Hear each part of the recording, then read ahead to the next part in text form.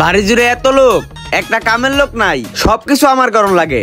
দুধ দুয়াইতে আইছি, বাসু ধরনের একটা লোক নাই গা, কইরা দিলে খালি গিলবো সবাই বয়া বয়া। কি রে, এটা রুবেল না?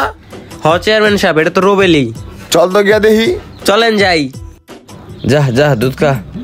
হাই রুবেল। আসসালামু আলাইকুম চেয়ারম্যান সাহেব, ভালো আছেন? ওয়ালাইকুম আসসালাম। ভালো তো দুধ পাইছো? দেখি। পাইছি মোটামুটি 2-3 সের পাই। গরু মরুও তো অনেক হয়ে গেছে তোমার।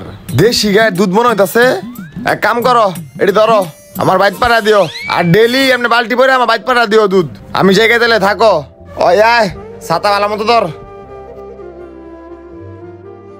কি এক চেয়ারম্যান, এই চেয়ারম্যান জ্বালায় না দুধ খাইতারি, না কোনো ফলমূল খাইতারি, না কোনো শাকসবজি খাইতারি, সবই হেল লাগে।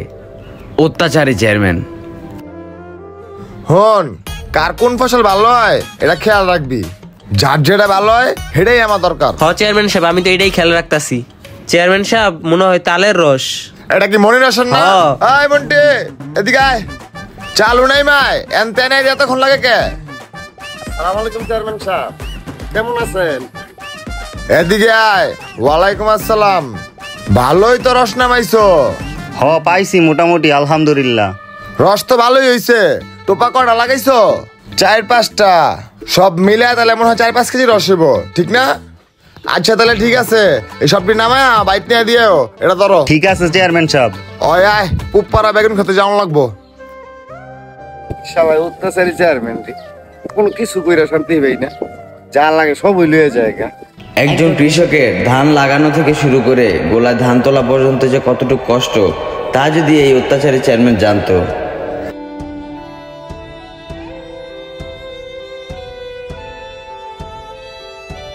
চেয়ারম্যান সাহেব, আমার তো কিছু ঋণ লাগতো। হ, আমি তো ঋণ দেওয়ার লেগে তো করে বলছি। কয় টাকা ঋণ লাগবো ক? এখন তো বৈশাখ মাস, ধান কাটা লাগছে, 1020 গুলি চলতো। হ নে, আমি তো টেয়া দেওয়ার লেগে বলছি। আমার তো টেয়া পয়সার অভাব নাই। কেমনে নিবি ক? আপনি তো এই গ্রামের চেয়ারম্যান, আপনি যেমনে দিবেন এমনি নিন। আচ্ছা ঠিক আছে তাহলে হন, আমি তোরা 20,000 টাকা দেবো। 20,000 টাকার বদলে তুই আমার 40,000 টাকা দিবি। আর এই টাকার টাইম হইতেছে 6 মাস। 6 মাসের ভিতরে টাকা না দিতে পারলে তোর জমি আমার, ঠিক আছে? রাজি আছস? আচ্ছা চেয়ারম্যান সাহেব, ঠিক আছে তাহলে দেন। আচ্ছা ঠিক আছে, এমনি তোর টেয়া তখন যাবো না, একটা স্ট্যাম্প লয়ে গিয়া বাজাতে। আচ্ছা থাক, তোর যেমন লাগবো না, আমার ঘরে স্ট্যাম্প আছে, আমি গিয়া আমার ঘর থেকে স্ট্যাম্প লই, তুই নেব।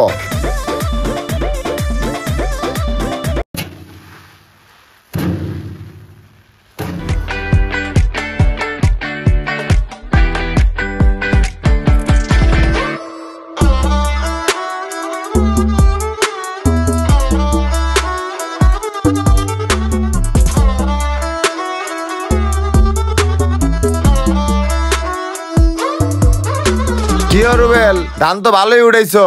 মনে আছে কেমনি কি? আদা তোমার, আদা আমার। ধান কয় মন হইছে? ওইসে চেয়ারম্যান সাহেব 12 মন। এই ক্ষেত্রে 12 মন পাইছি। আচ্ছা হন, 12 মন তো তোর 6 মন আর আমার 6 মন। আর পানি, কীটনাশক, সার আর বিভিন্ন বাবদ মিলায়া তোর 4 মন কাটা যাইব।